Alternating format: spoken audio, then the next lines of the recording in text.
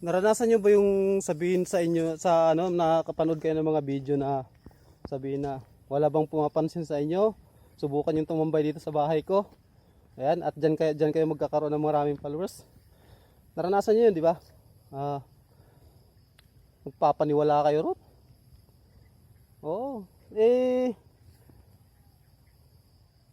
Sa tagal-tagal ko na nagpe-Facebook, ngayon lang ako nag-uumpisa sa pagbablog.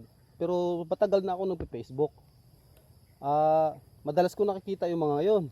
Naranasan ko yung mga itutuloy-tuloy ko yung nagsi-share ako ng mga video nila, nagko-comment ako, nagpa-follow ako.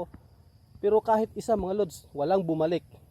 Kaya yung mga sinasabi nila na subukan yung tumambay dito sa bahay ko at nako wala lodi. Hindi totoo yan.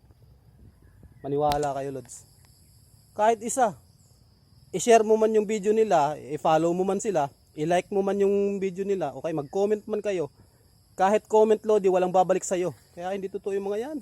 Maniwala kayo sa mga ganyan. Ang pinakamagandang gawin dyan, magsumikap ka, mag-post ka ng mga video mo, maglaan ka ng oras para sa pagbablog o sa pagko-content creator mo. Maglaan ka ng mga panahon, di ba? Huwag mong iasa yun sa mga sinasabi-sabi nila na tatambay ka dito sa bahay ko at magkakaroon ka ng maraming followers. Wala yun, hindi naman totoo yung mga yun. Ano lang yun, for content lang talaga yung mga yun. Kaya nga content creator Ang pinakamainam na gawin mo dyan, gumawa ka ng mga video mo at i-upload mo at ipopost mo. Tapos iwasan mo yung mga violation, iwasan mo yung mga hindi dapat na gawin o ipakita sa Facebook. Yun, ganun lang, mag-post ka lang na mag-post. Huwag kang tumigil hanggang sa para saan pat makakamit mo rin yung mga gusto mo.